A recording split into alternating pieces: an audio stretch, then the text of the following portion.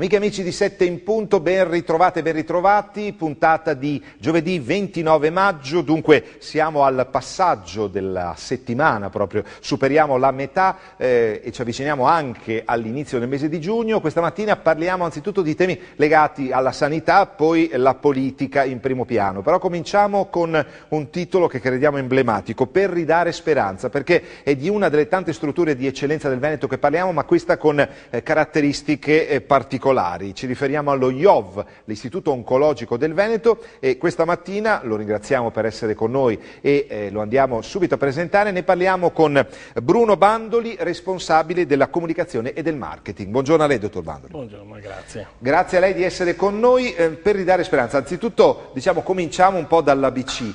Lo IOV Veneto, come nasce, quando nasce e soprattutto le belle iniziative di cui ci è venuto a parlare. Benissimo. Allora, è una struttura della Regione Veneto, intanto che si è costituita il 1° marzo del 2006, quindi oramai parliamo di quasi 9 anni di attività. È un IRCS, quindi una struttura particolare che abbina alla cura del malato oncologico anche una ricerca molto importante contro il cancro, una ricerca di tipo traslazionale, in quanto è destinata a essere portata direttamente dal tavolo del laboratorio al letto del malato attraverso dei protocolli approvati. Quindi ha sede all'ospedale Busonera di Padova, all'ex ospedale Busonera di Padova, e coordina un po' tutta la rete oncologica del Veneto. Quindi è l'unico IRCS della Regione Veneto pubblico. Quindi deve essere anche un motivo d'orgoglio aver realizzato questa struttura, praticamente l'istituto tumori, il pari di quello che c'è a Milano piuttosto che ad Aviano, e dà la possibilità, visto che lei ha esordito proprio parlando di speranza, dà la possibilità ai nostri pazienti di curarsi a casa loro, oramai a casa propria, oramai sono del tutto superati i cosiddetti viaggi della speranza, in quanto i protocolli terapeutici sono uguali in tutta Europa. E quindi credo che sia un bel valore per i cittadini del Veneto. È interessante l'aspetto della rete che si è costituita, che è anche uno dei vostri principi basilari, cioè il fatto che da Verona a Venezia, a Treviso, a Padova si possa in tempo reale, grazie ad una banca dati che avete costituito, proprio monitorare situazioni che si configurano nel territorio di competenza. Dunque, lo IOV non è una struttura immensa, come immagino conoscano i nostri pazienti, però per quanto possibile diamo ospitalità a tutti i cittadini veneti e che provengono anche da altre regioni, ovviamente, no? Quindi vengono effettuati preziosi consulti, ma soprattutto è stata data via proprio recentemente, nel novembre scorso, alla rete oncologica, che è uno dei presupposti per cui esista un IRCS, no? Adottare protocolli standard in tutte le USL del Veneto e quindi fornire assistenza tanto ai medici, consulenza ai medici che ai pazienti che vengono indirizzati. Abbiamo anche delle strutture del tutto atipiche per quanto riguarda la sanità, per esempio un'unità per i tumori ereditari, no? Questa forma di ricerca traslazionale punta anche a indagare nel DNA, nei genomi, nelle caratteristiche genetiche di gruppi familiari che purtroppo sono stati molte volte colpiti dalla stessa tipologia di tumore, e quindi individuare per tempo nei discendenti se vi è quel fattore genetico incriminato può aiutare veramente nella prevenzione. Al giorno d'oggi possiamo senza problemi affermare che l'unica arma per sconfiggere la malattia sono sani stili di vita, quindi abolire del tutto il fumo piuttosto che alcol, abitudini sedentarie esasperate che purtroppo ci costringono a permanere negli uffici troppo tempo, e dopo sottoporsi a quegli screening oncologici di base che anche in funzione di certe età vengono suggeriti, e la Regione Veneto ne ha tanto per l'uomo che per le donne tre catene molto ben avviate, quindi speriamo che sia pratica diffusa. Oltretutto è anche interesse economico di tutti noi cittadini avere una sanità che funziona, e quanto prima la malattia viene scoperta, tanto più avremo la possibilità di salvare vite e anche risparmiare delle risorse da destinare magari alla ricerca o alle migliori cure per altri pazienti. Dottor Bandoli, con un'espressione non troppo felice, noi vorremmo chiederle di dare i numeri, nel senso Istituto Oncologico del Veneto non significa solo un istituto oncologico per i veneti, immaginiamo che ci sia anche un'utenza da fuori regione, ma approssimativamente nell'arco di un anno quante sono le persone che si rivolgono all'istituto, quanti sono i casi affrontati, diciamo approssimativamente, non è che lo vogliamo chiedere in termini di decimi. Guardi, io posso solo fare un'affermazione che pur nelle ristrettezze di spazi nei quali viviamo, io credo che non sia difficile pensare a 300 visitatori al giorno, sia per esami specialistici che per trattamenti chemioterapici. E devo dire che proprio recentemente, un paio di mesi fa, tutta la struttura amministrativa si è trasferita alla Cittadella, nella palazzina della provincia, e questo ha fatto sì che all'interno del nostro complesso sia stato dato un nuovo spazio a nuovi ambulatori, nuove specialità e soprattutto un miglioramento delle zone di attesa, perché il paziente vive con noi molte parti della giornata. Noi abbiamo mantenuto i nostri uffici in prossimità, quindi oramai cominciamo anche a conoscerli, si rivolgono con noi per qualche consiglio così basilare o perché sono preda di qualche momento di stress, piuttosto che per farci delle banalissime offerte molto gradite, perché la nostra è una struttura che serve anche a, come è previsto nella legge istitutiva di un'IRCS, serve anche ad attrarre finanziamenti pubblici e privati per consentire questo slancio continuo della ricerca e dotarci per quanto possibile, andarci a prendere le risorse come ci piace fare direttamente sul territorio. Mentre lei sta parlando, dottor Bandoli, scorrono, anche per i nostri telespettatori, le immagini di una apparecchiatura che è stata acquisita recentemente, parliamo di alcuni mesi fa, grazie anche al contributo di una realtà importante come la Fondazione Cassa di Risparmio di Padova e Rovigo, che serve per effettuare le TAC, se non andiamo errati. È un acceleratore lineare. Devo dire, il contributo della Fondazione Cassa di Risparmio è stato sempre nel tempo continuo, e questa è l'ultima apparecchiatura, ma noi siamo anche adesso, abbiamo da un paio di mesi aperto il nuovo Day Hospital oncologico, anche lì c'è stato un ulteriore forte contributo della Cassa di Risparmio. Eravamo in una situazione per le degenze oncologiche, il Day Hospital, veramente insufficiente, adesso abbiamo degli spazi molto belli, è aumentato il numero delle degenze e quindi onore e merito a questa fondazione, ma devo anche ricordare che molti sono i contributi che provengono dal privato sociale, dal mondo dell'imprenditoria e dalle fondazioni bancarie. Adesso non posso certamente citarle tutte, ma anche il singolo privato. In questo contesto mi piace ricordare che lo IOV si è dotato di una farmacia in proprio per la produzione delle chemio, le cosiddette chemio, no? Trattamenti. E questo è avvenuto anche con una grossa donazione di un privato che ha avuto a me un parente in cura da noi, non ce l'ha fatta e ha sentito di legare il nome del parente a questa realizzazione. Ma sono pressoché costanti queste cose, ho qualche lascito, qualche eredità e poi la sommatoria dei 5 euro, i 10 euro, quasi quasi si paga più di bollettino postale, ma la gente vuole con convinzione dare il proprio contributo ed è questa sommatoria che costituisce delle cifre importanti. Non voglio in questo momento dimenticarmi certamente del 5 per 1000 che ci ha visti dal 2006 ininterrottamente al primo posto con le destinazioni del 5 per 1000, siamo primi nel Veneto, abbiamo acquisito strumentazioni importantissime per determinate cure, per esempio la IORT, la radioterapia interoperatoria, che con pochi minuti durante l'intervento operatorio si evita un ciclo di una ventina di applicazioni nel tempo. Questo è stato merito appunto del 5 per 1000, così come le borse di studio che riusciamo ad attivare per trattenere allo IOV i nostri giovani ricercatori, meglio per farli rientrare quando si sono andati a specializzare all'estero. Devo dire che il budget del 5 per 1000 ha sempre superato i €1.000.000 all'anno, quindi sono cifre molto importanti che noi abbiamo cura evidentemente di non disperdere in futilità, anche perché lo IOV è una struttura pubblica, non siamo un'associazione, a volte mi dicono la vostra onlus eccetera. Benissimo, noi siamo soggetti alle regole della finanza pubblica, quindi non vi è possibilità di disperdere nulla.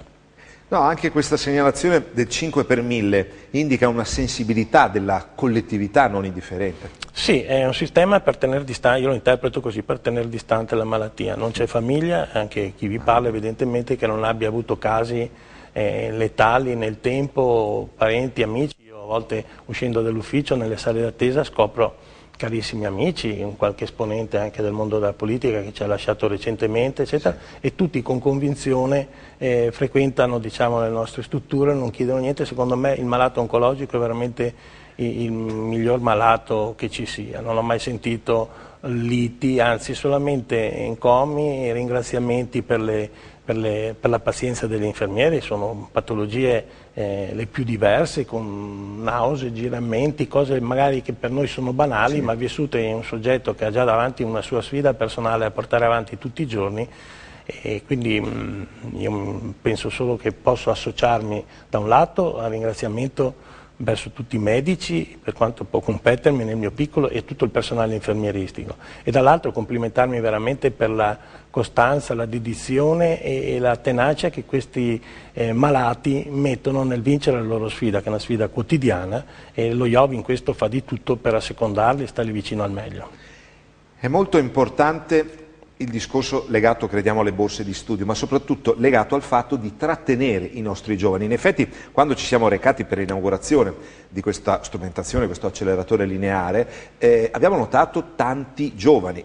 C'erano tirocinanti, però insomma abbiamo visto che c'era uno staff, un'equipe fatta soprattutto di persone giovani, e il discorso di queste borse di studio crediamo che implichi per voi un ulteriore sforzo economico. Sono sforzi notevoli, perché minimo una borsa di studio si aggira sui 20.000 euro. E non è un budget immenso per questi giovani ricercatori, anche perché se passano la frontiera e affrontano realtà diverse, specie nei paesi anglosassoni, immediatamente vengono valorizzate di più. Però per noi è un valore aggiunto poterli formare al nostro interno, e siamo anche in una condizione agevolata, perché al di là della strada abbiamo l'azienda, l'università, da un'altra parte l'US, cioè attorno allo IOV c'è tutta una catena di diagnostica che può collaborare in quegli esami che noi non facciamo, e che sarebbe anche inutile creare doppioni per cose che a 100 metri stanno già avvenendo. Il dottor Bandoli però, se magari da casa si è notato, ha davanti a sé sulla nostra scrivania alcuni manifesti, perché parliamo di iniziative legate proprio all'attività dello IOV, che non è un'attività strettamente medica, ma è un'attività che, come dire, radica ancora di più ulteriormente la presenza di questa istituzione nel territorio. In questo caso specifico cominciamo parlando dell'evento, l'evento che si terrà sabato 7 giugno, protagonisti i Nomadi, una affermata band della musica leggera, ma non troppo leggera, italiana, che celebra tra l'altro una ricorrenza importante a proposito dell'anno della sua fondazione, e che proprio si esibirà per lo IOV, no? Perfetto, lei comunque ha affrontato il discorso al punto giusto, perché ha parlato di radicamento sul territorio. Finalmente, quando questa rete oncologica sarà diffusa su tutte le cittadine del Veneto, avrò la possibilità, se mi sarà concesso, di esportare queste iniziative. Noi l'abbiamo già fatto in alcune città, Vicenza, Treviso, Cortina peraltro. Lo facciamo in maniera estemporanea, perché adesso il grosso sostegno che abbiamo in città, dove abbiamo la sede, è motivato anche da certi rapporti che abbiamo con le amministrazioni pubbliche, e quindi dovremmo avere dei punti di riferimento nelle altre città, dei basisti per così dire, dove potremmo in qualche maniera a scatola chiusa portare delle esperienze che abbiamo già fatto. Quando esordivo prima dicendo: per farci conoscere meglio, cosa c'è di meglio se non creare concerti, mostre di pittura, rappresentazioni teatrali? Ne abbiamo fatte veramente un po' di tutte. E mitica, e ancora viene ricordata, la notte della Befana del gennaio 2007, dove abbiamo fatto un concerto con i Sammartin alla Basilica del Santo. 5.000 presenze, un bottino molto forte, perché mi ricordo c'erano sacchi della PS pieni di donazioni, una diffida del Vaticano che mai più ci avrebbero concesso la Basilica, perché veramente è stata una cosa mitica, e da quella volta lì ci siamo sempre prodigati in iniziative di questo genere, che le facciamo direttamente in casa per abbattere qualsiasi costo dovuto alla produzione, oppure ci affianchiamo a quelli che ci propongono delle iniziative. Una freschissima è sabato la Pink Run di un paese qui limitrofo, adesso mi sfugge, di Maserà. La quinta edizione del Pink Run, e 3.000 donne hanno corso per lo IOV, perché noi siamo la corsa rosa, no? La corsa rosa, noi siamo anche un ospedale rosa, i famosi 3 bollini ci sono stati attribuiti per la particolare attenzione che riserviamo, oramai sono anni che ci vengono dati, alle patologie femminili, quindi un modo diverso di stare vicino alla donna malata, attenzioni diverse. Per esempio nel reparto per le chemio, degli hospital, c'è una stanza in rosa per far sì che queste signore si sentano un po' nel tinello di casa propria, agevolare la conversazione, aromaterapia, buona musica e quant'altro, giusto per farle sentire. Ecco, quindi la Pink Run è stato un grossissimo avvenimento benefico, di cui dobbiamo ancora tirare le somme, ma sicuramente sarà una cosa molto importante, e abbiamo altre iniziative, per esempio il 3 agosto, e questo ci porta ancora a spiegare un po' la tipologia del nostro paziente e soprattutto quello che è un po' il nostro motto. Avevamo cominciato col dire aiutateci ad aiutarvi meglio, adesso siamo arrivati a capire che la malattia non fa sconti, e lo diciamo sereni dal punto di vista che la soglia di sopravvivenza è enormemente aumentata, però aiutateci ad aiutarci meglio, nel senso che anche il medico, l'oncologo, non è immune da questa malattia. In tal senso abbiamo un Daniele, chiamiamolo Daniele, che è stato un grosso marotoneta, un ragazzo giovane che era in cura da una nostra dottoressa per un linfoma. Purtroppo la dottoressa se n'è andata e lui è guarito per sempre, circa un anno fa. Adesso il 3 agosto non può più correre per una distorsione, viaggerà in bicicletta da Padova fino a Conversano in 5 o 6 tappe. Attorno a lui ci sarà tutta la solidarietà di queste cittadine che andrà a attraversare. Conversano in Puglia, no?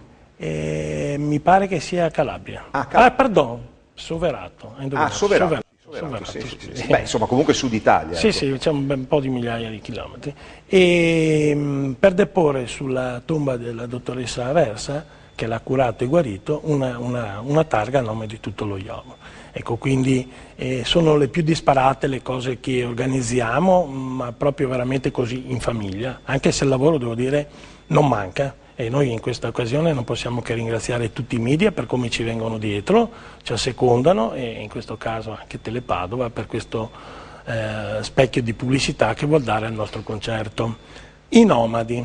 È una robetta che ci portiamo appresso dal 2011, dico i Nomadi per non dire Lucio Dalla, perché tramite la rete così dei nostri medici eravamo arrivati anche a contatto con il medico curante di Lucio Dalla e stavamo anche trattando un budget amico. Dopo purtroppo la malattia se l'è portato via e non abbiamo fatto nulla. Però con i Nomadi è dal 2011, perché evidentemente quando noi cerchiamo gli sponsor li cerchiamo per cose virgolette più serie.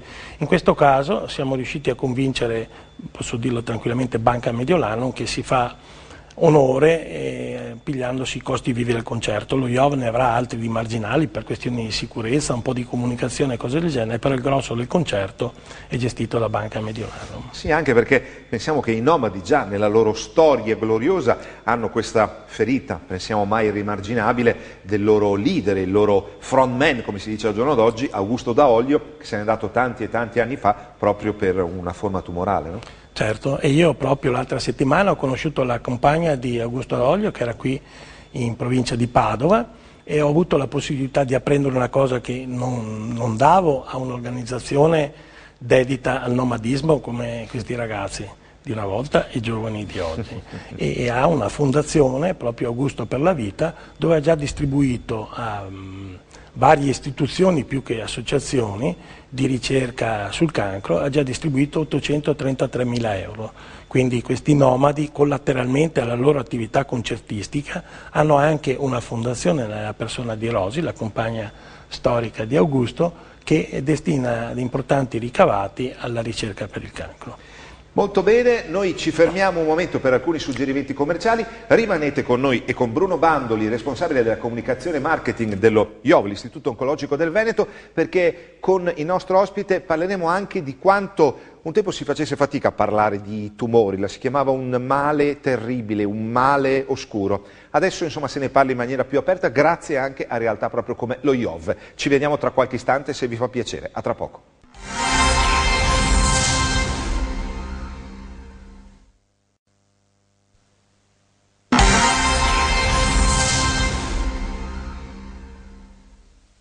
Secondo momento di Sette in Punto di questo giovedì 29 maggio, siamo in compagnia di Bruno Bandoli, responsabile della comunicazione e marketing dello IOV, l'Istituto Oncologico del Veneto. Dottor Bandoli, c'è da parlare ancora di questo appuntamento significativo che promuove l'Istituto Oncologico del Veneto e che vede i nomadi sul palco sabato 7 giugno, cioè praticamente tra 2 sabati, no? Sì. Tra 2 sabati allo stadio Plebiscito, che è lo stadio del rugby, e c'è anche, come dire, un'avvertenza importante in caso di maltempo, no? Ricordiamolo.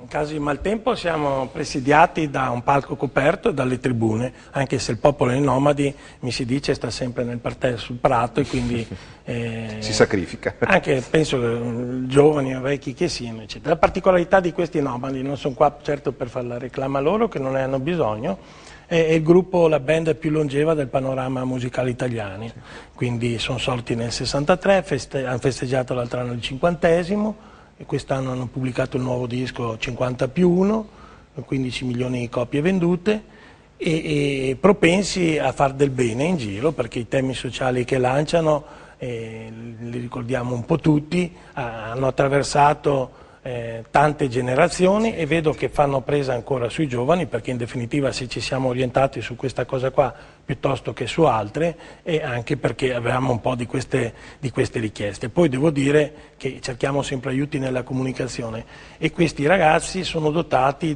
di oltre un 100 fans club. Noi ne avremo quella sera sicuramente presenti 7-8 che vengono dal Veneto, avremo 7 band, cover band dei Nomadi, che saranno presentati ufficialmente dal palco da Beppe Carletti, e questa è la disponibilità che ci ha dato. Abbiamo fatto la conferenza stampa venerdì scorso con Beppe Carletti e soprattutto Cristiano Turato, che è un cantante di Padova, che è l'erede legittimo di Daolio, ne parlano veramente molto bene, anche i primi suoni che ho sentito pare di sentire riecheggiare la voce di Daolio, e quindi avere un padovano con i Nomadi, Beppe Carletti che ha dato la disponibilità, è venuto da Reggio appositamente, un grosso ufficio stampa che hanno a Milano, più il sostegno che voi continuamente ci state dando, fa pensare che dovremmo toccare le 4.000 presenze. Per noi 4.000 presenze sono praticamente gli 80.000 euro per finanziare 4 borse di ricerca. La destinazione di questo concerto è proprio quella, quindi dobbiamo augurarci che funzioni, dobbiamo rinnovare l'invito ai padovani e non solo ad esserci, perché sarà una notte sotto le stelle spassosissima, che ci farà rivivere le emozioni di quegli anni, con qualche anche nuova trovata che sicuramente i Nomadi sapranno lanciare, una presentatrice di eccezione, e non c'è motivo per cui non si concluda benissimo questa per noi è veramente una corvée, perché evidentemente gli adempimenti per organizzare un concerto sono veramente molti. In questo sono stato assecondato dai settori tecnici del comune, dello sport eccetera, per quello ci siamo sentiti di impegnarci in questa tournée dei Nomadi. Non ha detto però il nome della presentatrice. Si può dire? Lo teniamo, è una... segreto, benissimo, una sorpresa. Diciamo che si chiama Francesca, ci ha già presentato in alcuni concerti ed è una professionista di alto livello e che spassionatamente ha dato la disponibilità verso lo yoga, perché è vicina a noi, come tanti padovani quando possono ci aiutano in qualcosa. Magari ci portano i libri della biblioteca e li mettiamo nel day hospital, magari vengono a chiederci di cosa abbiamo bisogno. Penso che se noi scrivessimo oggi abbiamo bisogno di 100 risme di carta, ci arriverebbero le 100 risme di carta. Mamma mia. Sì, e non stiamo scherzando, perché come sapete anche gli elementi fondamentali, pensiamo solo agli uffici pubblici, alle volte devono arrangiarsi come possono anche per come dire, esigenze primarie quali appunto le risme di carta. Una raccomandazione, per carità, e soprattutto un invito. Bruno Bandoli diceva vogliamo arrivare almeno alle 4.000 presenze. Vi ricordiamo che la tribuna del plebiscito ne contiene 5.000, per cui magari se anche si sfora rispetto a queste 4.000 pensiamo che non dispiace. Onestamente abbiamo fatto un 3.500 la tribuna e un 1.000-1.500 il parterre, proprio per favorire questo abbraccio del pubblico verso i loro idoli. E dopo, insomma, siamo tutti sicuri che sarà una bellissima giornata, non pioverà. No. E quindi forse andremo tutti nel campo. Speriamo, insomma, l'auspicio è quello. Dottor Bandoli, vorremmo tornare un po' a quel discorso con cui ci siamo lasciati alla fine della prima parte, cioè come al giorno d'oggi, sì è vero, noi abbiamo titolato per ridare speranza, ma come al giorno d'oggi si riesca a parlare, per carità, molto virgolettato, più serenamente di quello che un tempo era il male oscuro, la brutta malattia. Parliamo di tumori. Sapete che circa un anno fa c'è stato un dibattito addirittura stimolando Veronesi se si deve parlare di cancro, tumore, malattia, il morbo. Quella cosa che dobbiamo fare prima di tutto è di diffidare chiunque e di fare ricorso ai ciarlatani. Questa è la prima cosa, vedete che sono pratiche anche con altre malattie che sono oramai all'ordine del giorno, quindi noi qua possiamo ringraziare certamente la televisione e il Canale 5 in particolare per tutte quelle denunce che fa con Striscia la Notizia proprio per questi abusi di professione medica eccetera eccetera. Quindi prima di tutto rivolgersi alle strutture specializzate e dopo dicevo che è una malattia in crescita, quindi oramai non è più la malattia di 3 condomini più in là, è una malattia che con varie diversificazioni prende un po' tutto il vivere civile di una famiglia. E il peggior modo per affrontarla è proprio lo scoramento. Devo dire che per agevolare anche questo approccio con la malattia, lo IOV ha uno staff nutrito di psico-oncologhe specializzande e quindi tutto il personale che ruota intorno al paziente e ai familiari per sostenerlo in quello che è l'approccio con la malattia.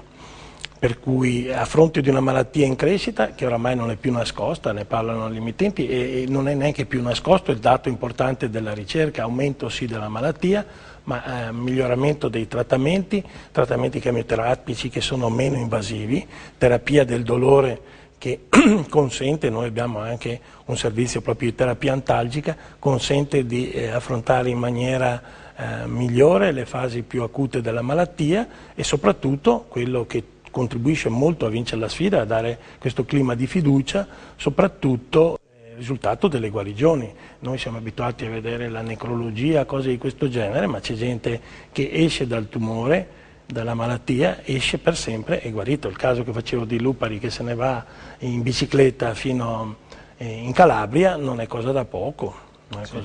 E lui sarà un testimonial molto importante, e avremo un sistema GPS per seguirlo di tappa in tappa, collegarci eccetera, per rendere conto di come appunto si possa guarire. Non sono eventi casuali, sono sempre l'allungamento della vita, sicuramente prosegue di molto, ma anche le guarigioni. Quindi insomma sono messaggi di speranza che non diamo al malato ma lo diamo a tutti noi, come dicevo prima, non è che è una malattia infelice ma non fa sconti a nessuno, e per quello che io rinnovo sempre l'invito a sostenerci nelle forme che ognuno ritiene più opportune, perché è un aiutarci. E quando si accennava prima di questi grandi risultati del 5 per 1000, io credo che sia proprio un discorso anche quasi scaramantico, aiuto, non so mai che un domani avessi bisogno. Credo che sia questo un po' il messaggio. E ecco, anche in materia di 5 per 1000, non è detto che esista solo lo IOV evidentemente, però cercate di sostenere sempre associazioni, onlus, eccetera, che siano dedite alla malattia, al malato, cose del genere. Evitate autostoriche, Accademia del Peperoncino, io mi faccio tanti nemici, lo dico sempre, c'è anche un club di scambisti, cose di questo genere che il Ministero dovrebbe piano piano scremare tra il pattuglione dei destinatari del 5 per 1000. Sono 400 milioni di euro, non è una piccola cifra, ma se va dispersa in questo pattuglione, diciamo, di cose inutili, il beneficio che ne deriva in caso di malattie, quindi sicuramente faccio riferimento alla SLA, una malattia importante, meritevole di tutto il sostegno possibile e immaginabile, non può essere equiparata al club dei veteran car o roba del genere, insomma è ridicolo. No, beh, ci sembra un appello significativo da parte del dottor Bandoli, tanto più in un paese in cui adesso il PIL si misurerà anche con i proventi della criminalità, per cui droga e prostituzione, insomma. Vabbè, ecco, diciamo, dobbiamo abituarci anche a questo regime di cose. Abbiamo praticamente detto tutto a proposito delle iniziative, o perlomeno le iniziative più vicine per quanto riguarda lo IOV. Lo ricordiamo, Nomadi in concerto, Live Tour 2014, sabato 7 giugno a partire dalle 21 allo stadio Plebiscito di Padova, concerto per lo IOV, l'Istituto Oncologico del Veneto. Cos'altro aggiungere? Beh, qualche biglietto l'abbiamo ancora, ne abbiamo venduti parecchi anche noi, se no c'è il circuito di tutte le vendite online col Fast Ticket oppure i vari punti presso Coin o i negozi del centro che i ragazzi più giovani conoscono meglio di noi, ma comunque nel nostro sito è riportato tutto, se no fastticket.it trovate modalità per prenotare il biglietto online. Tenete conto che sono posti unici, non abbiamo suddiviso gradinate, platee, sì, prima, seconda, è tutto libero, quindi venire per tempo, così sentirete anche i primi arrangiamenti dei nomadi. Sì, diciamo che è anche una bella occasione per osservare il prima della